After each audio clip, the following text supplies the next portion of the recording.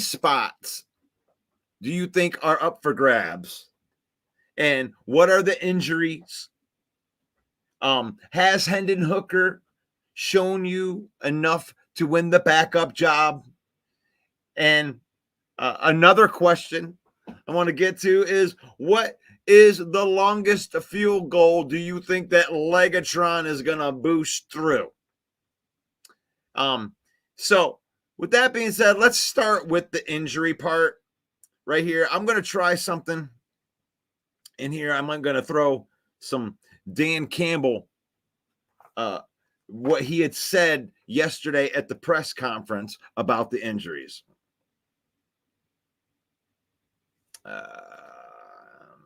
Boom. I'm just wondering, with Khalif Raymond, I mean, it seems like it's a guy that has universal trust in this building. Why do we not talk about Raymond as your number three? Is it simply a body type issue?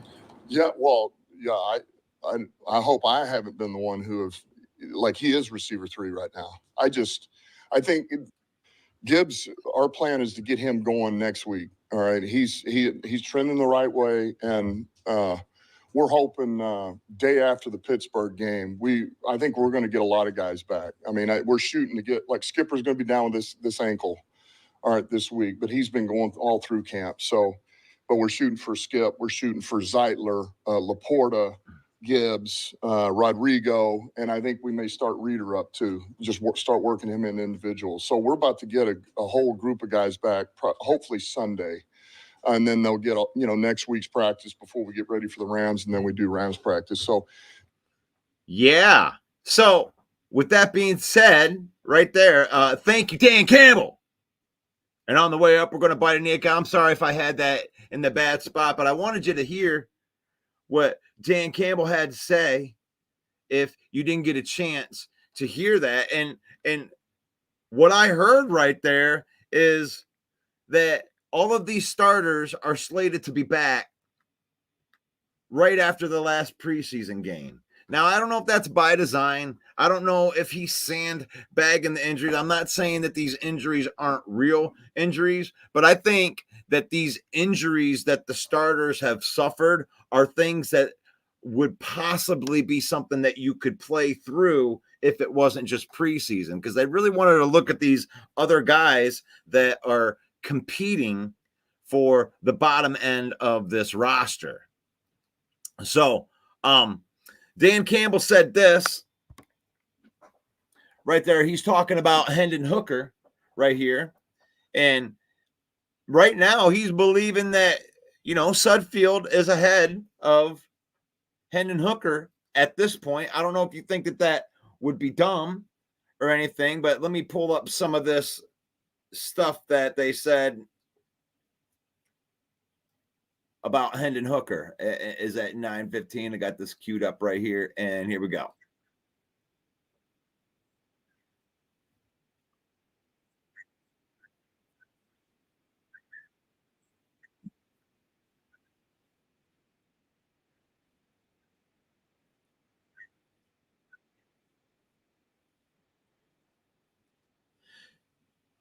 So Dan Campbell is a draft and develop kind of guy right there. And let's not pull any punches right here. It's like if Hendon Hooker was the type of quarterback that needed to start, it would be, we would be raising some eyebrows right here. And Dan Campbell values the reps. He values the practice right now. And that some of that felt like the fire, like the way that he said that stuff, that was he does that where he uses kind of like a tone of voice to light a fire underneath one of the players, let you know that there is a real battle going on right there for the backup quarterback job. And at this point in time, I think that it's Hendon Hooker's job to lose. And going back in with how he feels about keeping, three quarterbacks on the roster just to have another set of eyes inside that room.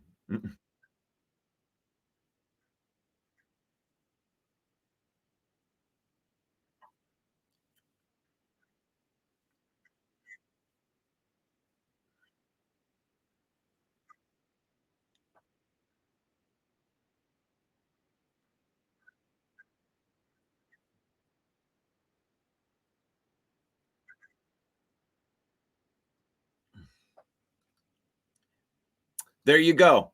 There you go. That's Brett. That is Dan Campbell on Hendon Hooker coming in and possibly getting some good reps, man. You'd love to get him in there and get the start. He did talk a little bit earlier in that same press conference about waiting and really seeing how these two practices go, and that when he talks to us in a couple of days, he'll probably let us know whether Hendon Hooker is going to be starting or not. And it's something that we really wanted to see. I know I wanted to see it last week against the Kansas City starters, but I mean, I think sometimes that we have over zealous expectations for these guys. And he alluded to the fact that last week, Hendon Hooker lost a bunch of practices due to the concussion and everything. He didn't think that it was fair to throw him out there for at the beginning of the game. And, you know, he takes those things into consideration more than Fan does. You know, Fan has a tendency to want to push these guys out there. And I think that they like where Hendon Hooker is developing. I think that Hendon Hooker's already at a spot to where his athleticism and the way he's progressing in the offense can put him out there to where if something were to happen to Goff, you know, you could get a couple, if he keeps developing, you can get quality snaps out of him. I wouldn't expect him or want him to try to take over the game, you know, or take over the quarterback position. We don't want that. We want to win a Super Bowl this year, and Jared Goff gives us the best chance to win the Super Bowl. But Hendon Hooker sliding in there to be a solid backup quarterback and really learn how to play the position to take his value from here to here as it comes to being a backup quarterback or maybe even a starting level quarterback in this league. He ain't there yet. Hendon Hooker ain't there yet. So let's see what we got here in the comments right here. Stay healthy. Salam says, stay healthy. If we stay healthy, we win. That's true for a lot of teams. Salem, is it Salem? Yeah, there we go. Salem says that wide receiver 4 is the 6th option. So let's not get carried away with that. And that's fair. That's fair. We were talking about that a little bit yesterday, that are we making too much out of this wide receiver 4 spot right here? Dan Campbell said that Khalif Raymond was the guy, but at the number 3 position. He said he is the number 3 wide receiver. And that's something that we've been echoing the entire offseason. It's like, who's gonna be in that number 3? Well, it's like it's Raymond. Did we just forget about Khalif Raymond? It's like all he does is make plays. You know, albeit he's not out there all the time, but when he's out there, he's making plays. That's why they re-signed him to a big deal. He's a punt returner. It's good. So Salem's right here, where he's like, the wide receiver 4 really is the 6th option when you really think about it. And it depends on who else you have out there. If they keep Shane Zylstra, that guy is not going to really be out there blocking too much, but he's kind of like a receiving specialist, a big body receiver. He might only get 20 targets the entire year, but there'll be really, really important targets right there. I mean, the 6th option, that is, when you think about Sam Laporta being in there, maybe even Jahmyr Gibbs being thrown in there, it's like, come on. Can you not hear me? Can you guys hear me? If you can hear me, give me a hell yeah. Because here we are, it's the 16. If you can't hear me, I don't want to be not heard. Can you hear the words that are coming out of my mouth? Hello? Hello. Somebody throw a comment in there. It says that I'm coming through. Yes. Okay, cool. I thought that nobody was hearing me. And am I too loud? Too soft? How's the sound? Does it sound good? Does it sound good? Am I too loud? Do you want me to back it off a little bit? Am I screaming at you? Oh, you can't hear the sound from Dan Campbell. Yeah, man, I'm sorry. Well, that sucks. So you can't hear this?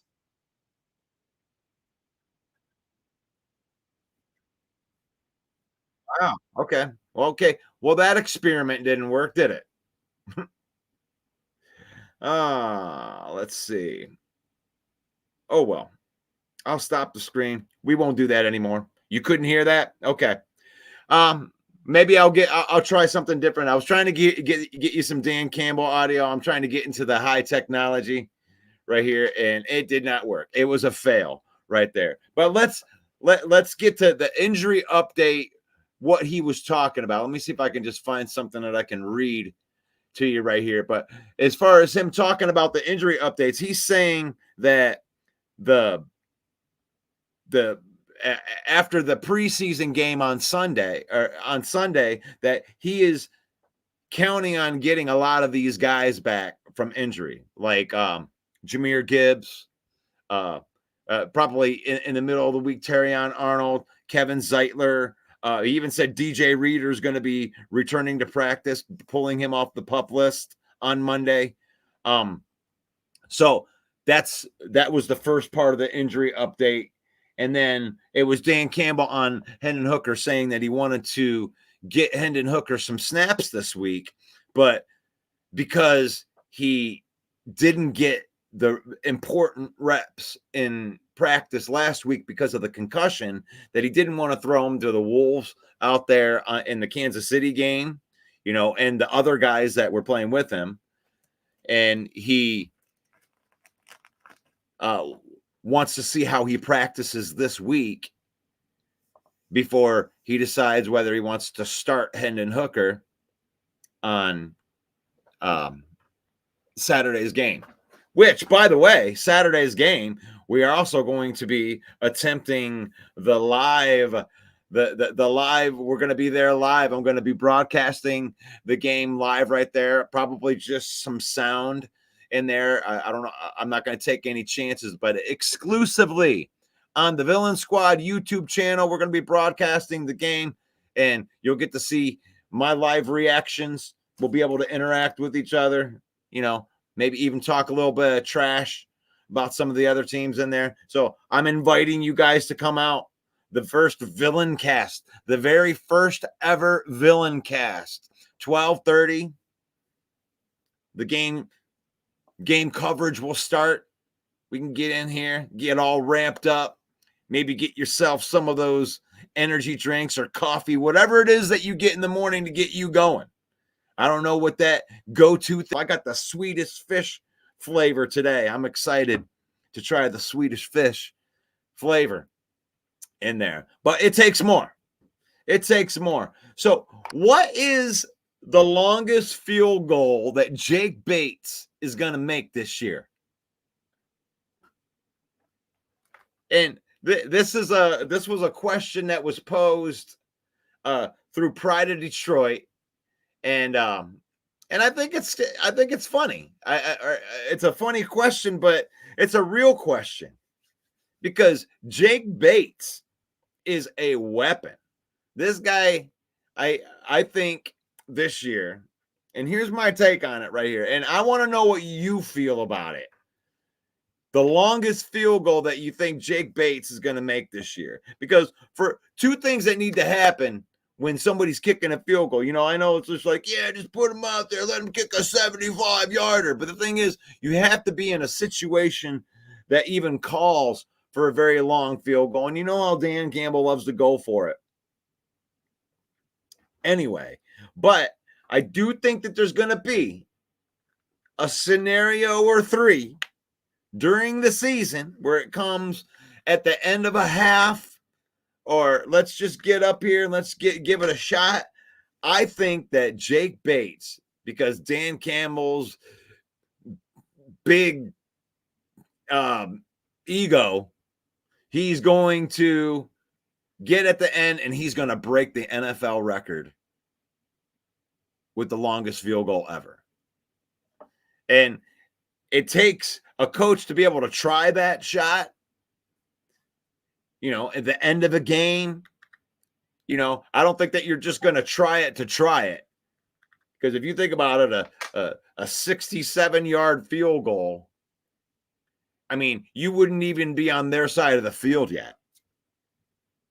You'd be snapping the ball on your side of the field trying to kick a field goal. And Jake Bates has got a boot. This kid can, I mean, he's got the distance to hit from 70. But the question would be, is will the Lions be in a scenario that could call for a long field goal like that? So what do you think? 68 yards. That's what Davey calls out. I love it. That would be the record, right? It's 67 yards is the big one, right? 62-yard game winner. I would like that. I would like that. You know, how close can you get? You want to get your kicker closer? No. Not if you're Jake Bates. Not if you're the Legatron. You don't want to get him closer. Seems like the closer he gets to the field goal, the worse his percentage is. Like, he can hit 60-yarders all day. Get him into the 40 to 50 ones and extra points. There's where he struggles. It's like the weirdest dynamic ever. Oh, Scott Young, I can't put your comment up there for that, but I feel your sentiment right there. The Lions, the bad guy, John Kapler's in here. Is like, I do not want to see Jake Bates kick a 60-plus yarder against the Steelers this Saturday. You definitely want to see a 60-yarder. That'd be fun. That'd be fun. I think that he's going to get in a couple of situations. It happens.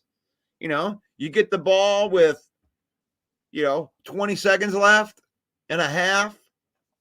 You're on your 15-yard line.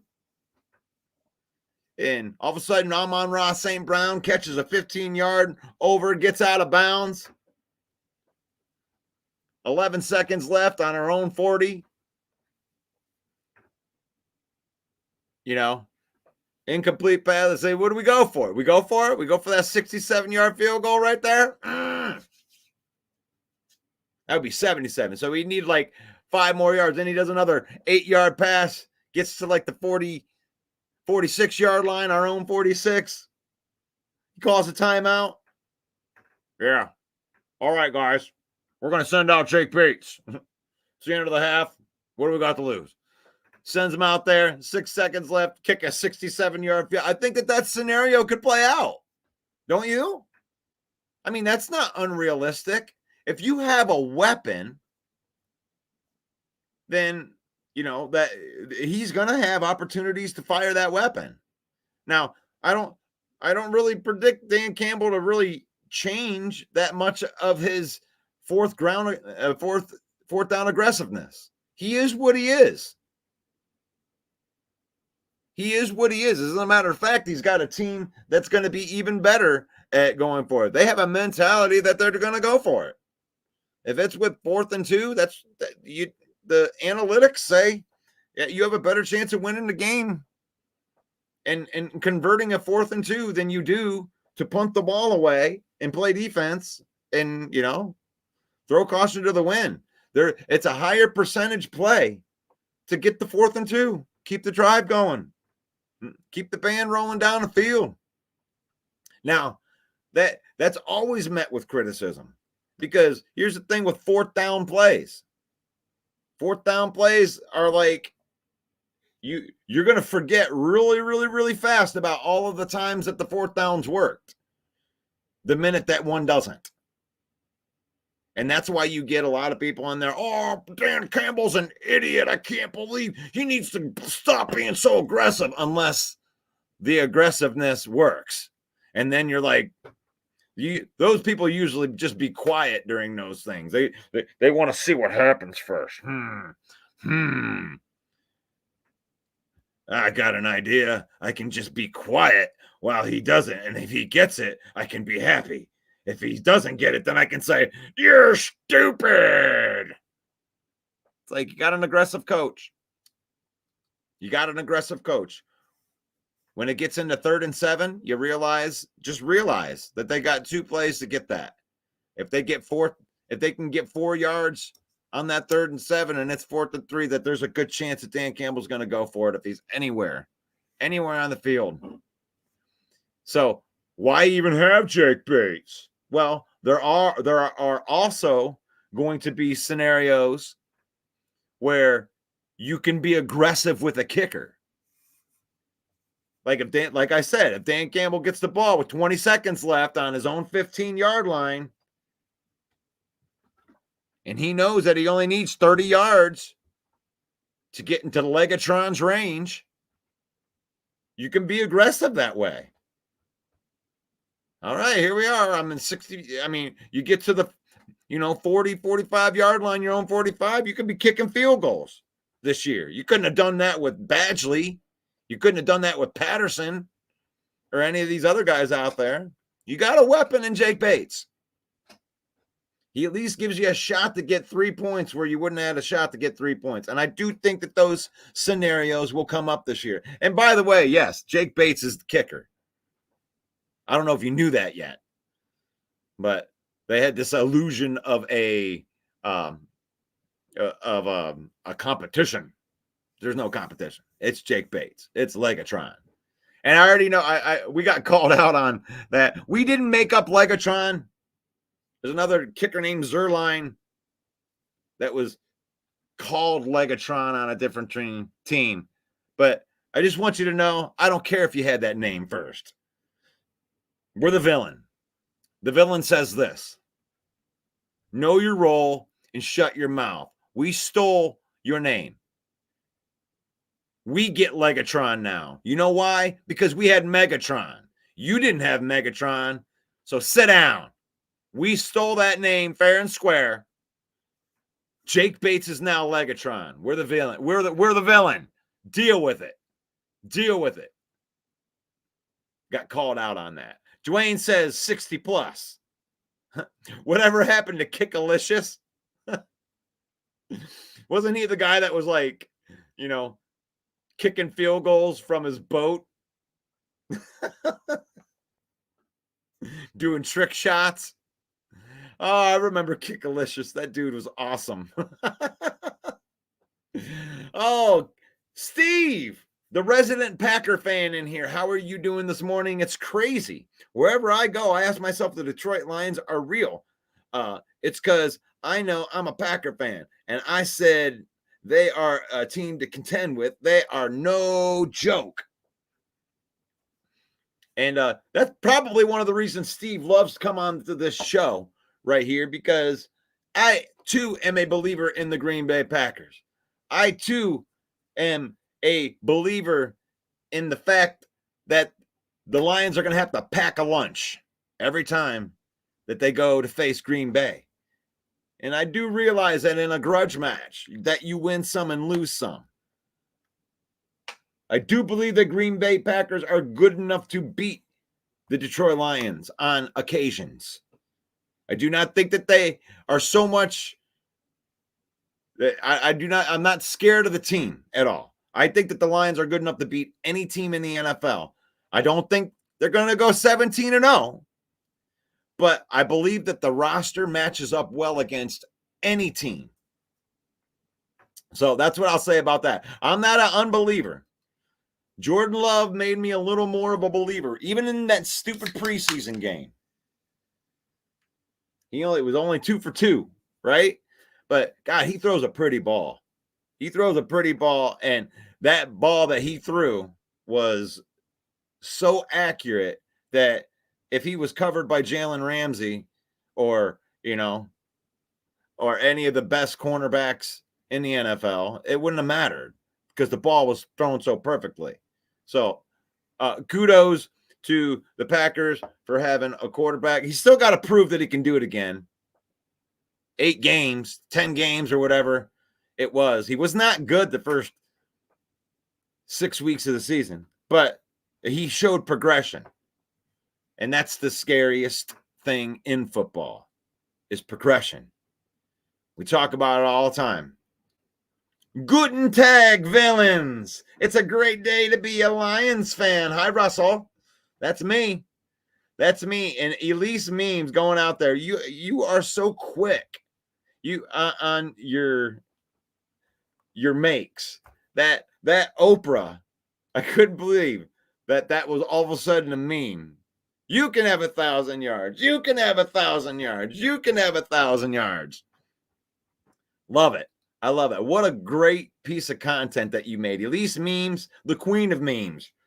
I got to be careful what I say on here because sometimes a meme will fly out of my mouth because Elise will catch it. Oh, Salem, we probably split with the sad sackers. I mean, that's what we like. You know, anytime you can get a sweep against a good team, that's always good. And you definitely don't want to get swept. Steve says, here's a question for everyone. Will there ever be another undefeated team in the NFL? Oh, it's so hard now, Steve. It's so hard now. I mean, that Patriots team was so close and then they fell short at the Super Bowl. I mean, that really just shows you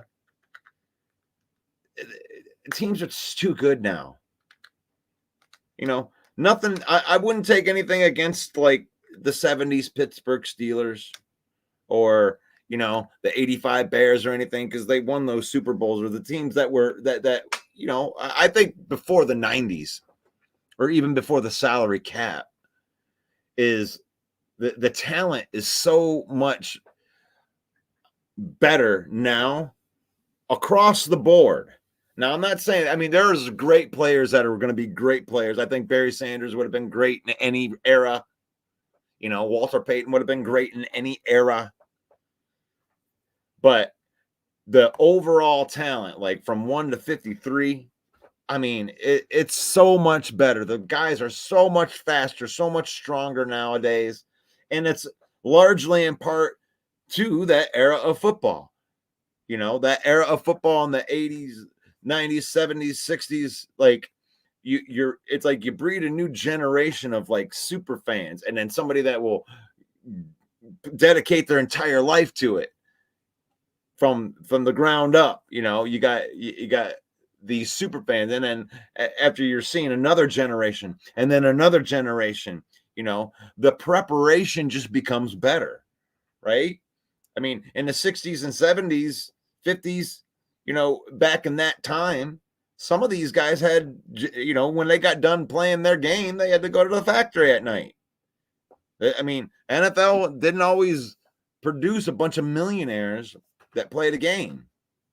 Back in the day, they used to just play, and then they'd go to their factory job at night. You know, it was just a little bit of extra quid. So that's something to think about with that. But no, Steve, I don't think that there's, I mean, you never say never. I just don't see it in this NFL anymore. There's more teams, there's more games. The players are even better. So I wouldn't, I'm not the kind of person that would say never, but if you just ask me gun to my head, I would say no. I mean, I would say no. I don't think I'm going to see it in my lifetime.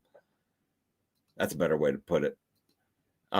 We will probably split with the sad sackers. The question right here. Oh, we got two more right here. No, I didn't think that the league would allow it. And Steve says, will Gibbs surpass Barry Sanders' status? Now Barry didn't have the O lines that Gibbs has today. Oh gosh, that, you know, will he surpass the Barry Sanders status? Will he become the greatest running back of all time? I mean, it's his second year, Steve. I'm a Jahmyr Gibbs fan, probably just as much as anybody out there. But is Gibbs going to become the greatest running back of all time? Gosh. I mean, maybe with this offensive line, you know, he might be able to put those numbers up. I think that he may be able to pass Barry Sanders' numbers. But I mean, come on, man. Barry changed the game. He changed the way people would try to play him. If you ever watched him run, very few people that watched Barry run would ever try to take him out of that top running back spot because it was just crazy. I mean, as much as I love Sweetness was a thorn in everybody's side. But it's like Barry was just one of one. He was just him. He was just him, and everybody knew it. Everybody knew it at the time when he was running.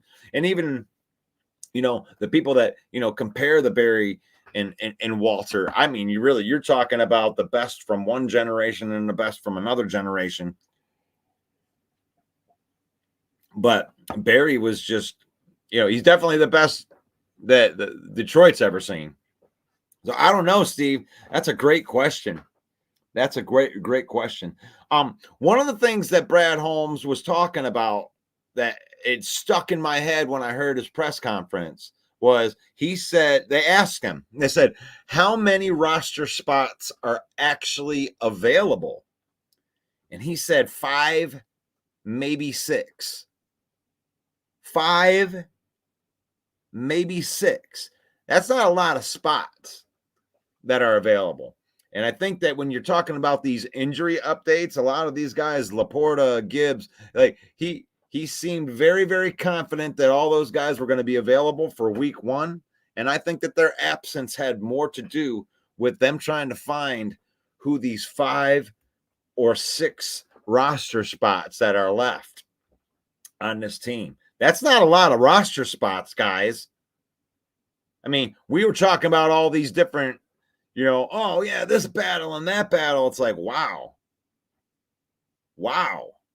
I mean, 53 roster, you're talking they have 47 or 48 roster spots that they've already accounted for.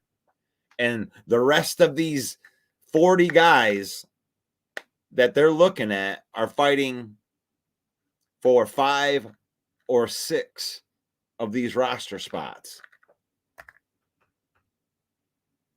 So what do you think about that? That Dan Campbell says that there are only 5 or 6 roster spots available right now. Now that can branch off in a whole bunch of different ways, though, because when you get to the back end of the roster, it isn't like linebacker versus linebacker. I mean, you got positions competing against each other, like a wide receiver. I mean, are you going to keep a number 5 wide receiver, or are you going to keep a number 5 defensive end? Or are you going to keep a 3rd quarterback? Or are you going to keep, a 7th defensive back? Or, I mean, there's so many different scenarios that can branch off in the back end of the roster because none of the roster spots that are going to matter day one are available at the back end of that roster. We know who the starters are, we know who the depth pieces are, and we know who the pieces are behind them. But now we get into the back end of this roster is like, can you play special teams? Can you contribute to more than one spot? That's why Sion Vaki is never really going to ever have to worry about a roster spot on this team.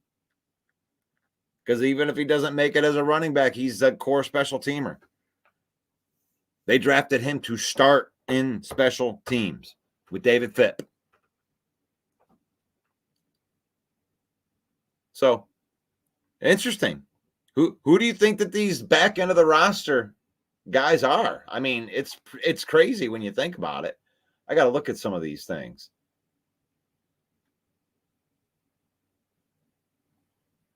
I love this time of year. I don't know if everybody loves this time of year because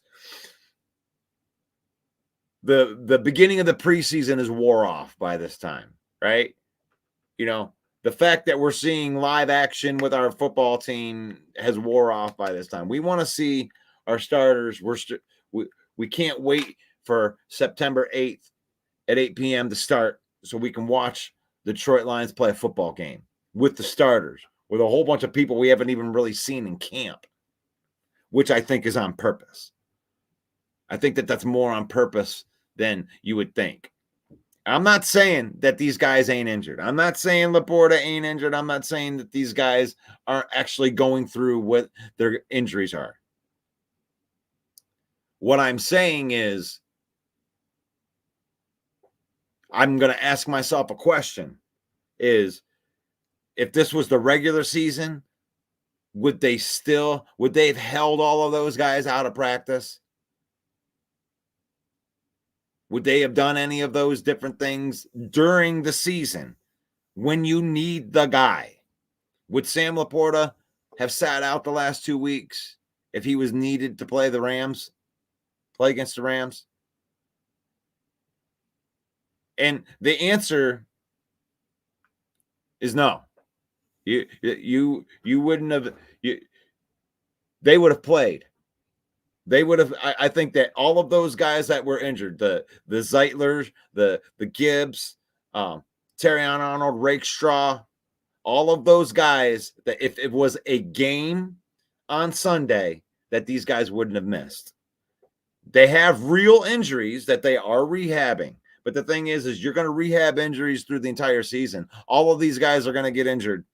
And a lot of these guys can play through. Amon-Ra played through like 3 games or whatever with his chest muscle completely torn off the bone. I was like, whatever.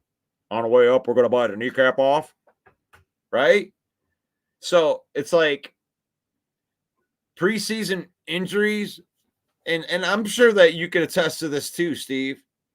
Even with the Packers. It's like Rashawn Gary, is he out there risking all of the big injury right now?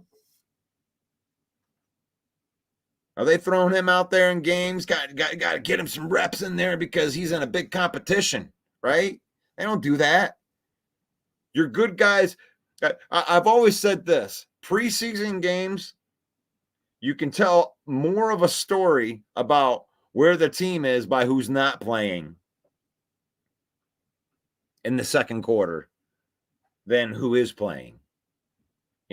Guys throw up stats in preseason. It's fine. Like I said, I don't get too high or too low. That's why this Caleb Williams hype is just out of control. Guy goes 6 for 13, but they want to micromanage and look within those. Man, look at all these incompletions that could have been completions. It wasn't his fault. All these excuses. It's preseason, guys. And then you want me to get excited because he escaped out the pocket and scored a rushing touchdown? Okay. Yay. My guy scored a touchdown in preseason. I mean, I could say the same thing about Hooker. How about that touchdown run against the bag boy and the drywaller? Oh, look at Hooker scoring TDs. Oh, my God, he's Patrick Mahomes. That's what cracks me up about Bear fan. Now, Packer fan is more of that's more of an elitist thing. We are good because we were good. And even if we're not good, at least we were good.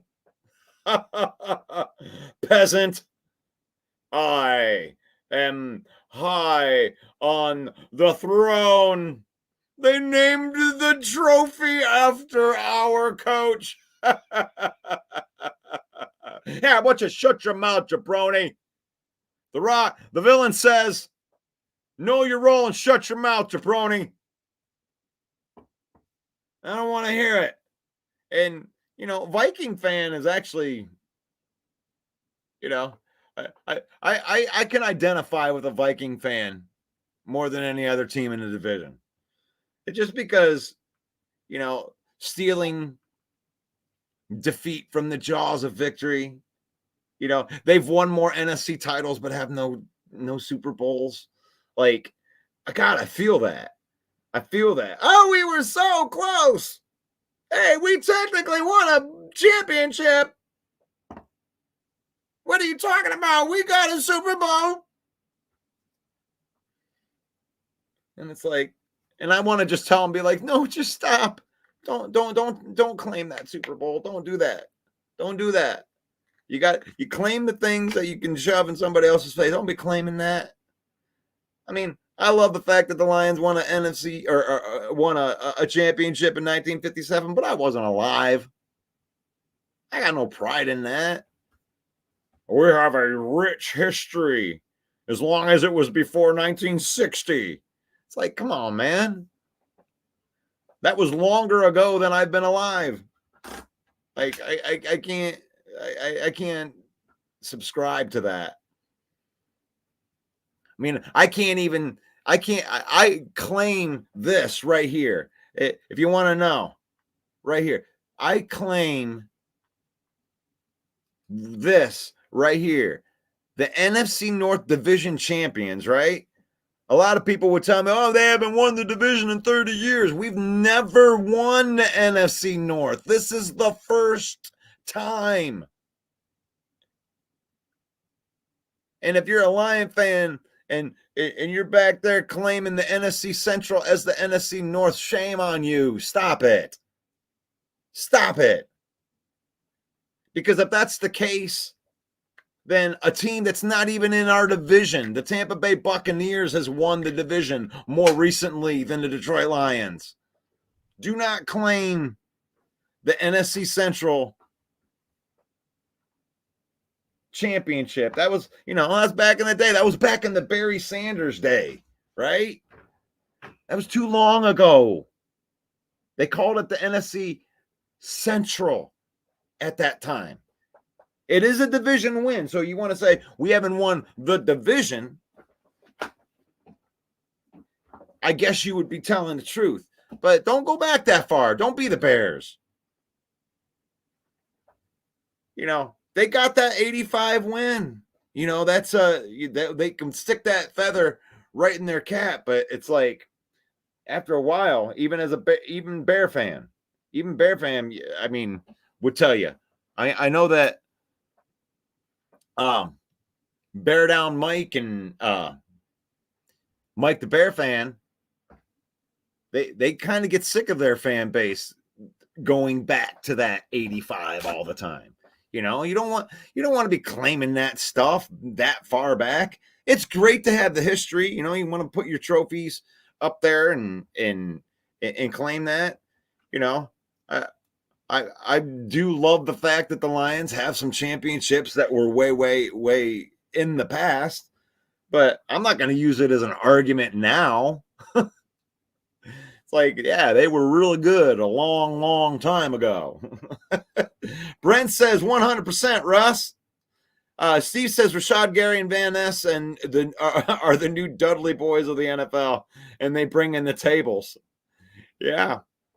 That's and those are the things right there. Those guys, you don't even have to worry about being on your team, and I think that's what happens with, Dan Campbell and the way that he designs this roster. He says there's only 5 or 6 spots left on this roster right now that are up for grabs.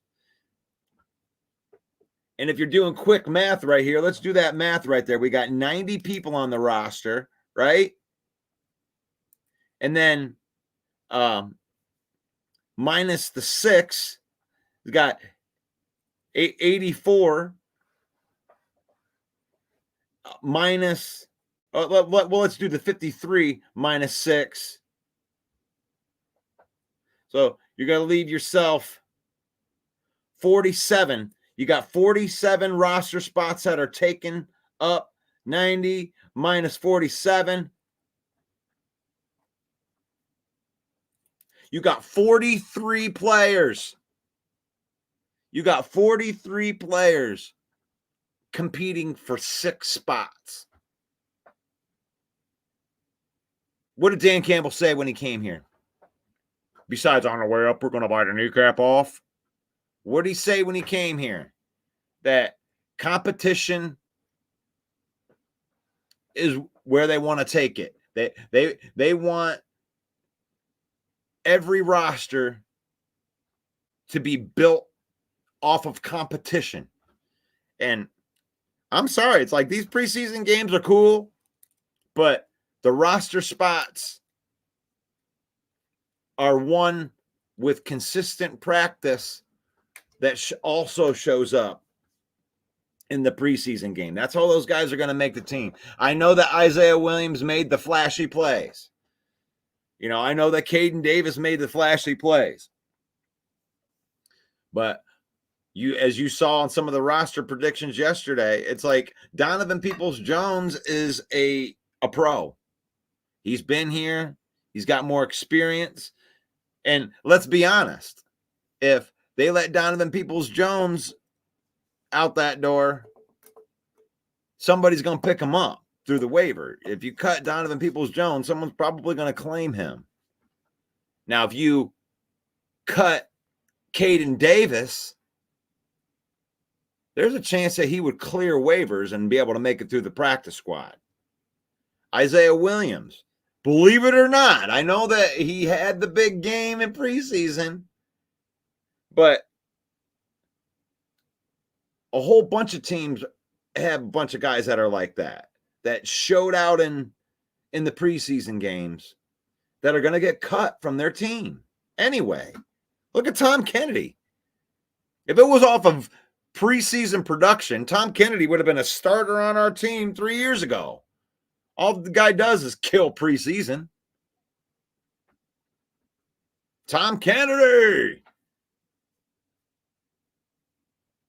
But he's the type of guy that's going to clear waivers. Not because Tom Kennedy ain't good. I'm not saying another team couldn't pick him up and do something with him. But Tom Kennedy's good for this team. And that's the funny thing. You're like, who? Tom Kennedy? Tom Kennedy is one of those practice squad guys that he's been on the practice squad. He's been at every meeting for the last 3 years.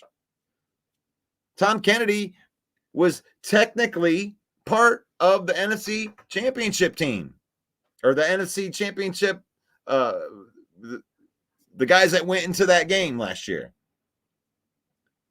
The practice squad guys count, right? So Tom Kennedy's been with the team. Now, he'll clear waivers. He's a guy that's probably going to get cut. And he's going to have that conversation with them and says, hey, dude, we know we love your work. You're going to clear waivers. And if you don't, good luck wherever you go. But when you do, you always got a spot on this practice squad.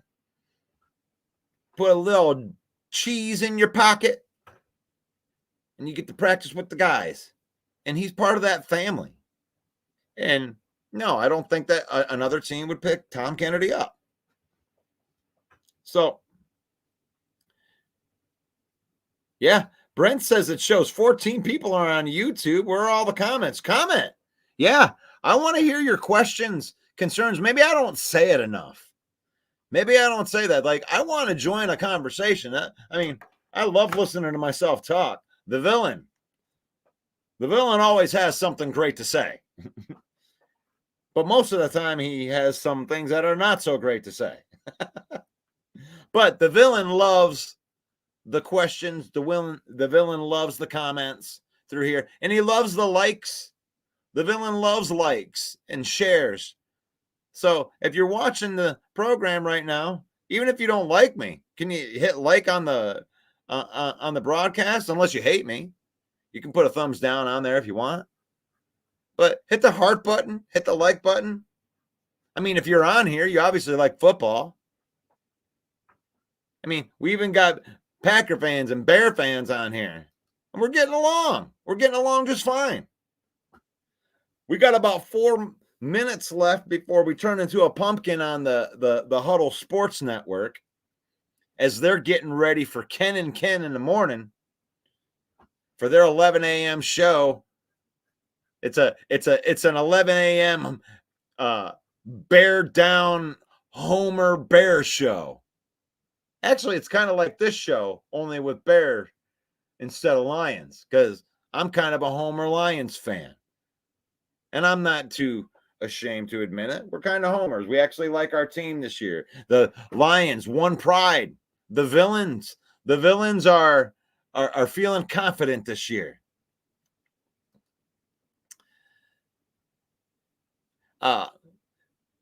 Russell should make some of them garlic pepper Parmesan hot wings. Oh man, I'd love to hang out with you guys for a game. There's going to be a time when Steve and I are going to hang out because I am going to make my way up to Lambeau Field for one of these away games one of these years. They're on the list. My son and I are going to hit all 32 of these stadiums in the NFL. Actually, it would be what, 30, because they have a couple people to share them. So get in there. Make sure that you go to all those away games. Because I'll tell you what, if you ever go to an away game, it's such a cool perspective. Because, you're a homer for your team, but you get to see how, 50,000 guys, fans from a completely different team, how they fan, their little chants and the things that get them into it, and, the fans usually talk trash to you, we haven't even ran into very many buttholes that gave us a real hard time. Last year we went to Baltimore, and the Lions got destroyed in that game. We drove all the way to Baltimore, getting our asses kicked. So the guy that I went with, Josh, shout out to Josh Mushkalau. We went down into their beer spot, and we were checking our fantasy football teams, kind of depressed, talking about the drive home. And these Baltimore fans bought us a couple beers each, and was just, they were really cool to us. And, oh yeah, I bet you guys feel awful. Dude, we'd love to buy you some beers. And the beers there were like $22 for the tall boys. And I was like, wow, that's crazy. So God, they spent $80 to try to make us feel better. So that's really awesome. Shout out to the Baltimore Raven fans, and for being hospitable last year, and we didn't run into very many trolls whatsoever. I mean, there were some people that were, doing the troll stuff, but it was all in good fun. That was really cool. And Minnesota is a very, very cool place to go watch a football game. And they have if you haven't seen the skull chant in person, then I can see why you make fun of it, right? But once you see how that fan base interacts, it's actually pretty cool to be to watch those Vikings all dress up in all their medieval gear and get all fired up and fire the cannon. And yeah, it's a pretty cool spectacle when they set up that skull chant. So that's all I'll say about the away ones. But you should go to a away game. If you're going to go to an away game, which one do you want to go to this year? They're out in not Candlestick Park out there in San Francisco. I'll always call it Candlestick. That would be a cool one to go to. That one was a little too expensive for us. We're going to go to the Indianapolis game in November, my son and I. And that's going to be fun to do that. So as we're losing these Ken and Ken people, we're going to welcome the people over from the Huddle Sports Network. I don't know where you're watching on now. We got JC Sports in the house, Lions Villain Squad Facebook page, the Detroit Lions News Podcast, and as well as our YouTube page on the Villain Squad. So welcome all those people over, or the tens and tens of views that we're getting here. Brent says that we had to start at the bottom. Now it's time that we have to see what we have in the Lions. Lion fans should be very confident. They should be very confident because this team is stacked from top to bottom. There's going to be some very hard, especially along the defensive line cuts that are going to be made. The defensive line was so deep that I think that we're going to have to cut a couple good guys. I think that's why you saw some, like the prediction from Pride of Detroit was that they only kept 4 wide receivers.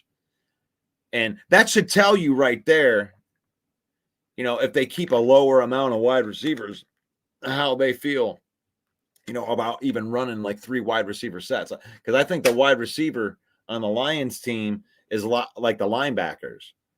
A lot of people will go, well, they're only going to keep, 4 or 5 linebackers. And that's because they don't play 3 linebackers at a time. I mean, there's usually at the most 2 linebackers out there at a time. And as far as wide receivers go, there's very rarely 3 wide receivers out there. And when they do, that's Khalif Raymond in that 3 wide receiver set. And it's because of the tight ends and the pass catchers and other spots. We have other spots to go with our playmakers. So Chance says, I went to the Lions versus Bronco game last year, and in the stands, and the dude right behind me paid a Bronco fan $50 to take his jersey off, and he did it. Wow. Take that stupid jersey off and I'll give you $50, and it worked. Wow. I'll be there with you. Lions take over Indy. Let's go and have a beer. Sounds like a great idea. That will happen. I'll introduce you to all my fantasy football buddies. That's a fantasy football trip that we make every year too. That's awesome. Yes, Chance. Let's keep that on the calendar. Let's keep reminding me, and we'll meet up, and we'll definitely have a beer. Hopefully, it's not a $22 beer, but it's in December, and the drive would be questionable that time of year. I want to go to Soldier Field before they rip it down. That is a good point, man. That is a good point. I don't want to go out there in December either, but I would like to see Soldier Field. I didn't even think about that. I might have to do two away games this year. And that's a scary game. I'll tell you what, from a roster standpoint, the Bears have a really strong roster. But I'm still not scared of them. But I have to admit the other positions that we have, or the other positions, the other teams that are in the North, they got better. Yeah, I mean, you could even make an argument for Minnesota being good this year, because I think people sleep on Sam Darnold. I'm one of those. I'm not a Sam Darnold. I'm not gonna, die on a hill for him. But Sam Darnold hasn't played or had a real good opportunity anywhere he's been. Like, I think he was in San Francisco last year, but he wasn't getting the opportunity there. This is a good opportunity for Sam Darnold. And they got Justin Jefferson. They're going to have TJ Hawkinson. They got Oliver. They got Aaron Jones, who catches the ball good out of the backfield. And they got a really good offensive line. And they have Brian Flores. So look for, and I can't even believe that. I wish Sarah was watching right now. But look for the Minnesota Vikings to be a tough out this year. I'm not saying they're going to win 10 games or anything like that, but I think that people are just going to assume, because everybody's predicted, including myself, that they're going to finish at the bottom of the division. And I still think they're going to finish at the bottom of the division. But I do believe that Minnesota is going to pack a harder punch than people think. Brian Flores is the real deal defensive coordinator. He puts good defenses together. They got a lot of good pieces that I think fit the way that he likes to coach the defense. And I don't know. I think that Minnesota might be a sleeper team in that. Now, the Chicago Bears, all of the faith comes out of players and talent.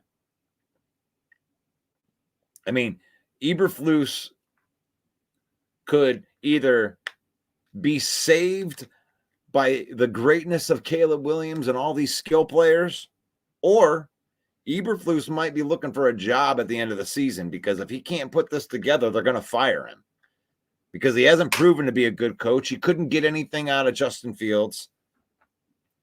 And if he doesn't have Caleb Williams bail him out, I don't really think he's that good of a coach. So the Chicago Bears, to me, are completely dependent upon talent. Like, the talent has to rise above the coaching.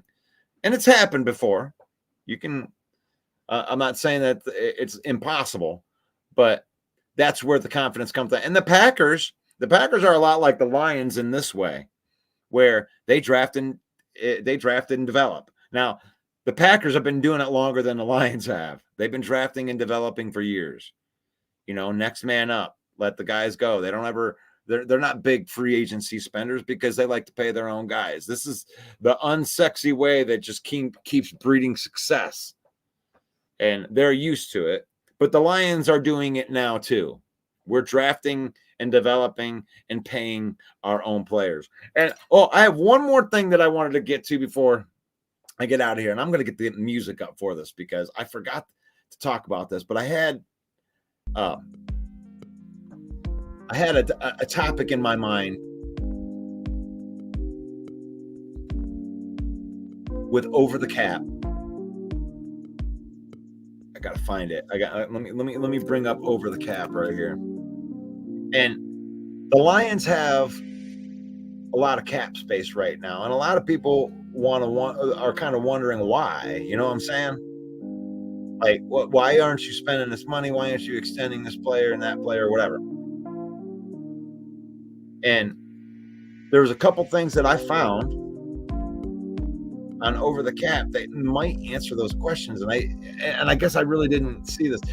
And this really is going to play to the part where I think that Brad Holmes is a genius in the way that he puts contracts together. And I'm not Roseman. I can't remember who our contract guy is. But whoever's putting those contracts.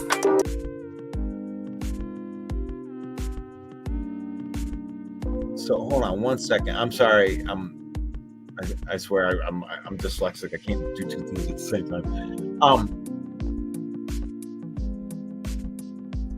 When I'm looking down through here at like Marcus Davenport, you see Marcus Davenport down here? The way they have his contract structured this year, right? You got $2.5 million, and then you got this bonus. Then you got a workout bonus, and then the cap number, right? And these bonuses, the way that they work, here's the number that I really want you to look at right here. This is a roster bonus. This is a per game bonus. Look at this number. This is why Brad Holmes is the best GM in the NFL. It's little stuff like this. Look at that. Like, Marcus Davenport is a high-end player when he's playing, when he's out there. But the problem has always been is that you're never out there. Now, here's a roster bonus that he's going to get of $850,000. Is that per game? Per game. So when they say that he has the opportunity to make money here, he does. He does. Like, they only are on the hook for the $2.5 million and the $2.2 million. Because that's the signing bonus. This will happen if he's on the roster, on the active roster next year. And this is his per game bonus.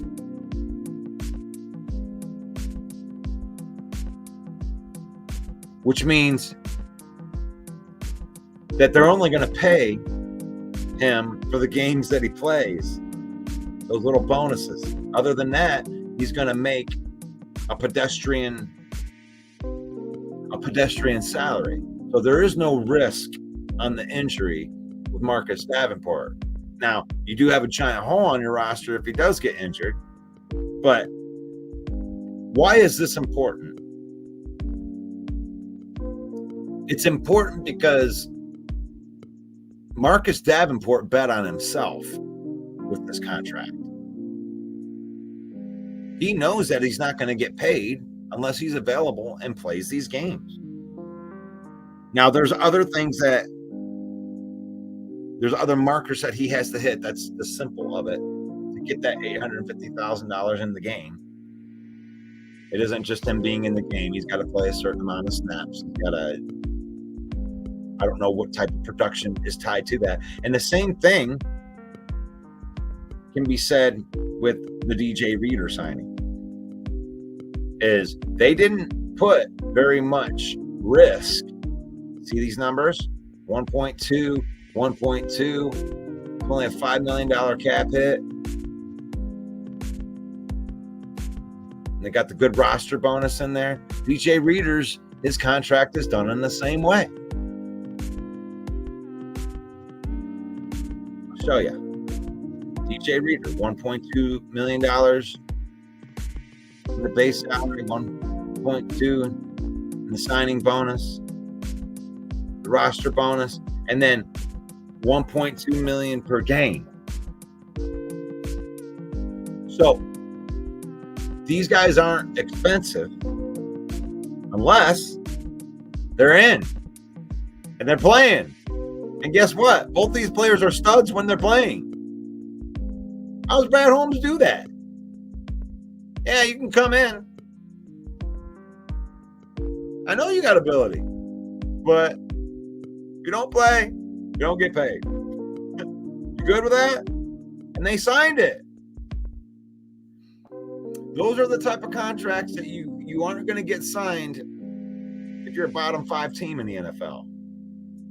Nobody wants to take chances like that.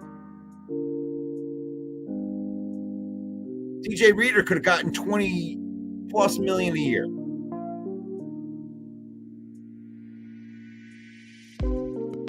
And you could get up to that if he plays a certain amount of these snaps.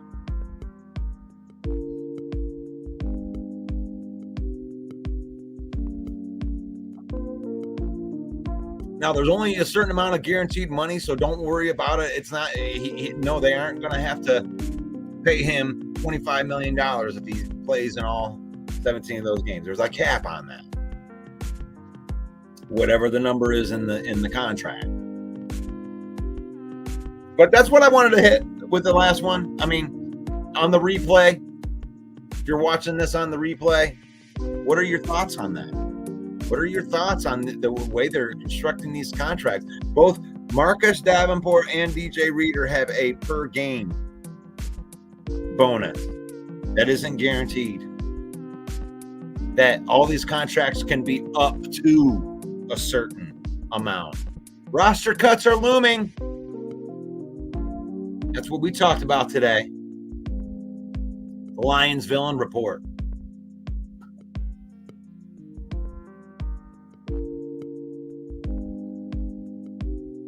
10 a.m. every morning.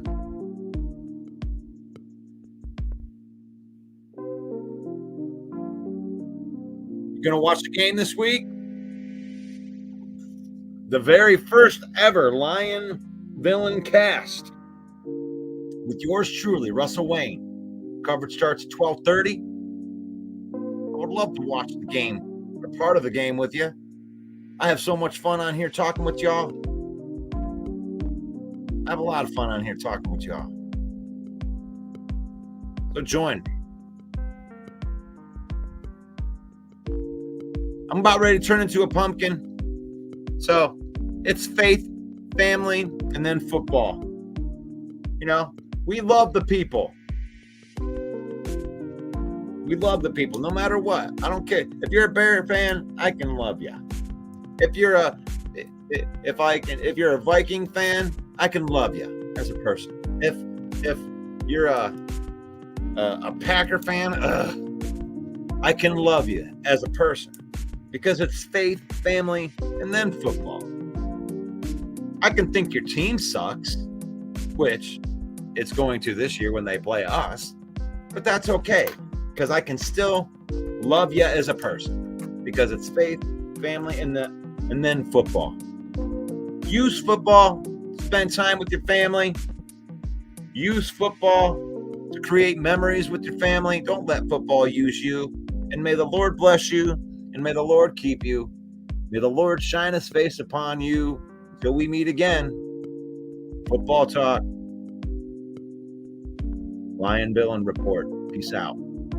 Yo, the lies so that you never make it. Hopeless, so it seems. Eyes closed, candles open wide to embrace your dreams.